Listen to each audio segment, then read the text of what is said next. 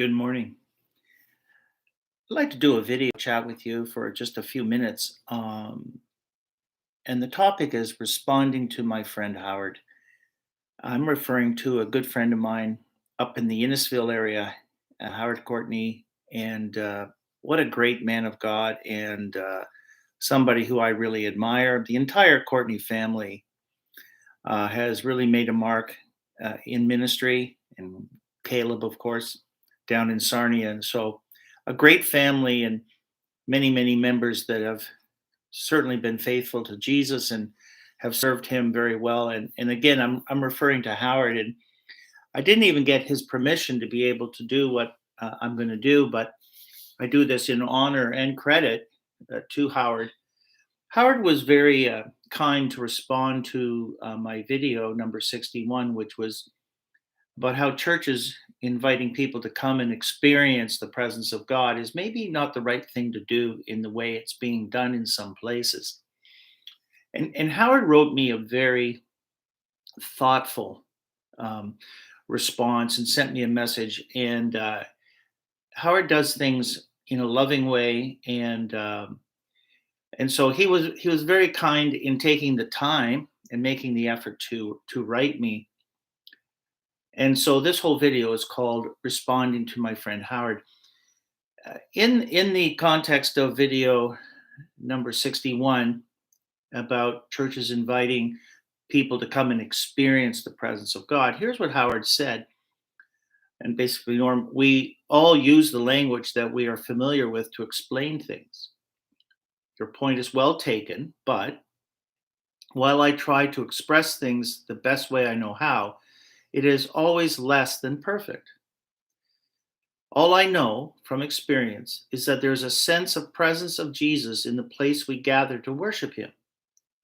And it is felt by others who drop in from Monday to Saturday. And then he went on to say, if his presence leaves us, we are doomed. Norm, you are welcome to drop into the church anytime and sense the awe of his presence, and then put a smiley face. And even though it doesn't always make sense to me, and I feel so unworthy of it. And so he was responding uh, quite openly and honestly that people who drop into churches, several churches or places of worship, and they have a sense of awe and reverence. And he is saying that you can sense the presence of God when you come in. Now, I'll read you what I then wrote back to Howard, and I want to go on in this video for just a few minutes, not long, and expand on not only the original video, the point I was making, but the other point that I'm going to share with you today. So I wrote back to Howard. I said, Howard, well said, buddy. It's not that the presence of God is there, as, in my opinion, we have past memories of great times in worship, praise, and fulfillment in our sanctuaries. But I do think it has become a quasi marketing ploy to promote coming and sensing something which, I'm saying is borderline idolatry in its extreme cases. Thanks for the message. Blessings, brother. What I was trying to say back to Howard was that um, there is a difference between actually feeling the presence of God, and reliving or experiencing something that has happened to us over the years in certain places where we encountered the presence of God, where some amazing things happen. Either it can be a great thing of worship, it could be great praise time, it could be great ministry, it could be great lessons that we learned, be it from the pulpit or whatever. It changed our life. Somebody shared a truth with us. I mean, right back to being a Sunday school teacher. I would say to you that maybe one of the greatest impacts on my life is the impact that Sunday school teachers had on me in those early young days of my life, teaching me the lessons of God and the characteristics and attributes of God. I mean, they stuck with me my whole life. So I absolutely understand what Howard is saying, that when you go back into some of these places, and he is citing his own church where they are, that you can walk in and you sense this presence of God. I want to make it clear that I'm not in any way disputing the fact that there can be a presence of God, an awareness of God, an awareness of some sense of holiness and reverence that we should have in a certain place. Um, but I want to suggest and open up the conversation to the point where memories that have been implanted in your mind, lifetime special occasions that you'll never forget your whole life. When I was first appointed or asked to be the director of men's ministries for the Western Ontario district of Pentecostal Assemblies of Canada back in, I think it was 2005. And I was in that position for 13 years. And I loved every moment of it. And the leadership that was involved treated me very well and gave me a lot of latitude to do things. And some of it at the risk of getting in trouble with district executives because maybe I wasn't towing the line exactly the way they wanted to see it done, but they gave me a lot of freedom. And I thank David Shepard and Lori Gibbons for that freedom that as the Holy Spirit led, and we did some really interesting things in those 13 years. But I remember being asked to do that, to come on board and be that person for the district. And I took it very seriously. And I remember one of the first places that I drove to, it was off season. Camp time was not on. And I got permission from the then camp director to go in to the tabernacle at Brayside. And I walked into that place. This is off season. There was nobody on the grounds. Tabernacle was dark and kind of locked up, but they gave me permission to go in. Now you got to remember, I was born and raised at Brayside Camp. I had a lifetime of experiences, personal experiences of great joy and victory, and had sensed the presence of God countless times in that place. The things that I had seen, even that building didn't exist when I started experiencing Brayside Camp. And in a sense, in my heart, I felt, as it were, much like the mountain, I felt I was on holy ground. And I walked into that place alone, and I remember walking up near the front pews and sitting down, and there was a little bit of light coming in from some of the windows that weren't covered over, and even the smell, even the fragrance of that room, and it reactivated memories, and I remember sitting there in prayer and just complete awe of what God had done in my life at a camp altar at a place called Brayside Camp. And to me, in that moment, that moment in that place was very sacred to me in that moment. And yes, possibly to some degree because I was there. The presence of God, I felt him in my heart and in my mind, and I looked around, but it was the memories of all those experiences and some of the personalities and the people and what they brought to that experience over the years, and all the mighty miracles we had seen. And I mean, it was a Pentecostal camp, and this particular sanctuary, if you will, contained a lot of memories that impacted my life. And I was quite overwhelmed. Now, somebody would say, well, Norm, you were sitting in the presence of God. The presence of God was in me. The Holy Spirit, I'm the temple of the Holy Spirit. And as much as I love the sanctuary at Brayside and how it has served us over the years in letting us have a place where we can meet, the Holy Spirit is in me, not in that building. In the Old Testament, God would inhabit a building, a tent, a holy of holies, an ark of the covenant. He would inhabit a mountain. The term the house of God was done when Jesus sort of said, you've turned the house of God into a den of thieves. It's meant to be a house of prayer. Now, yes, Jesus was written about in the New Testament, but he was talking to a people and religion at the time, to the Jews who were operating under the thing that the Holy of Holies, that this temple was, in fact, the house of God. There was no house of God after that. There was no official house of God for probably a long, long time when somebody, maybe in the first century, maybe in the second century, somebody built a structure and more than a few people met, and maybe it became the first physical building that was ever used as a church.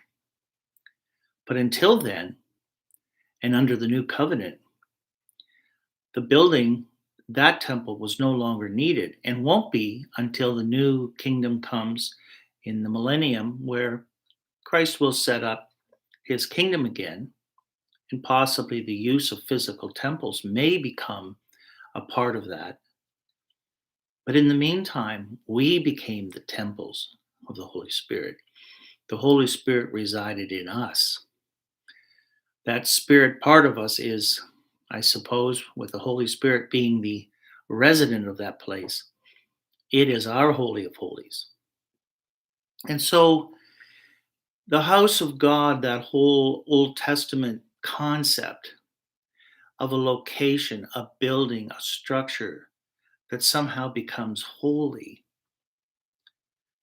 um, under really deep searching in your heart and looking at it, it's really not the case. People have met in huts and met in gymnasiums. They meet in movie theaters. They meet in all kinds of buildings. Industrial buildings have been rented out for people to gather and have church. And then, of course, we get into places where they actually were constructed and zoned as a church. And we've made some pretty fancy ones. The thing that I want to say, and I love Howard's response, and Howard was so right, that when I go back to certain places, I remember Bethel, Hamilton, when it was down on East 15th in Brucedale. So many amazing memories in at that altar, in those Sunday school rooms, in the prayer room. I can go back and I get goose pimples thinking of all the great things that I learned they had a thing called the Berean room. And as young people, we would have meetings in there, and we had some great leaders and teachers and pastors over the years. So phenomenal experience. And one would say, well, the presence of God was there, but in reality, the presence of God is in the believers that are meeting. He works with them. It's not the brick and mortar. It's really nothing sacred about the brick and mortar, and that's hard for us to get past because we have these Old Testament images of the Holy of Holies and these very sacred structures and what we can do and not do. And we kind of carry some of that over in our teaching today. And well, then we sold our church to the Greek Orthodox, and they came in with all their statues and imagery and new rituals and gold and brass. And I mean, they completely transformed the place, this place of these sacred memories that I had. I remember my father one time coming back from, I think it was an Easter conference in the city of Hamilton. All the churches got together and had an Easter, I think a Good Friday service. And it was done at another church. And I guess it went very well. I said to my dad, um, "So how did it go? How did it go at the Good Friday service over at such and such church?" Well, he says, didn't even feel like church, you know. I don't know. I just, something about it. It's just, I didn't even feel like I was at church. What he was saying, and he went on to explain this later, that he really feels he's so committed to the new Bethel that we had up on Upper Wellington that he was so committed to that. He so enjoyed that experience, and that was his church world. that even sitting in another church where we're celebrating exactly the same Jesus, the same crucifixion, the same empty tomb, and everything else, he couldn't get into it. He and he's not to be judged for that. It's just something that at his stage of life, he said didn't even feel like church because it didn't hold the memories, it didn't hold the special connection that the Bethel Church had in their physical building.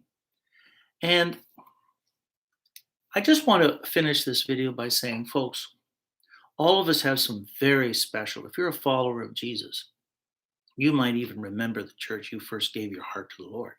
You might remember a particular Sunday school room, or like me, it was Braeside Camp. It was, Bethel Hamilton for all those years.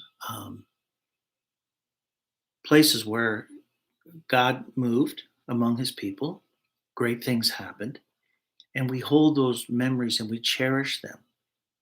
But in the buildings themselves, there's nothing holy. And sadly, what's happened is churches have gone to a point where it's actually become a quasi marketing ploy. Come and experience this special experience, this special feeling, this special. I mean, there's one church not too far from here that actually calls their church the experience. So, or I think others are calling it the movement, and but it's the aura that's being promoted. And yeah, that might be a byproduct of a bunch of believers getting together, and you feel a uniqueness when you're standing in an audience of 500 people singing "How Great Thou Art." I mean, it's pretty moving. The Holy Spirit and the presence of God is no more there in that situation than he is when you're in your study and you're on your special chair, and you're in that time of devotions and commitment where you're having that unique connectness with God. The presence of God is every bit as powerful in that moment as it is when a whole group of believers, and most people find that hard to believe. Oh, come on, Norm. There must be a greater presence. The presence of God is the presence of God. And it doesn't enlarge. It doesn't enlarge. Um, it's a different reality. And so I'm saying, absolutely, let's always fondly look back on all those memories, those spiritual signposts along the way that were changing points in our life. And I have fond memories. I have fond memories of Old Central Tabernacle in Hamilton, where it all started with J.H. Blair. He was my first pastor. And I drive by there now. There's an apartment building there, but I could go to that location. I can pull over. And I left that church. My family left to go up to Bethel with Ray Stewart. And I was 8 years old. I can still, at this age, 60 years later, go down there, sit on that corner, and I can bring it all back. But it burned down. It had a fire, and it moved on. They moved out of that building, and Bethel sold their church to the Greek Orthodox. It changed everything. I mean, I can still go back there to East 15th and Brucedale, and I can sit there and ponder and remember all the memories. And I can be so grateful to the Lord for the people that I met, for the experiences I had. I think incredible things of God happened there. But again, you and I are the living temples. We take it with us. And the presence of God is not to be promoted as a commodity, as something to come and witness or to speculate, to be a spectator.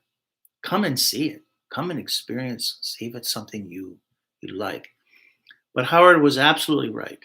Um, it's a language we talk about and we use it. And I want to encourage pastors to be very, very careful how the presence of God is promoted. Is it a drawing card you're trying to get people in with? Because really, we're not to be promoting experience. We are to be promoting Jesus. But experiences will be a byproduct. But again, the brick and mortar is not the holy structure we once thought of as Old Testament temples. Um, you are now the living temple. But anyway, a big shout out to my buddy Howard Courtney, a great man of God, great spirit in his heart. Like he's a good man, and I honor him and I thank him for taking the time to respond. But I thought I would do this follow up, and I called it my response to my friend Howard. God bless you, everyone. Stay in touch. Let us know if these are helping you in any way.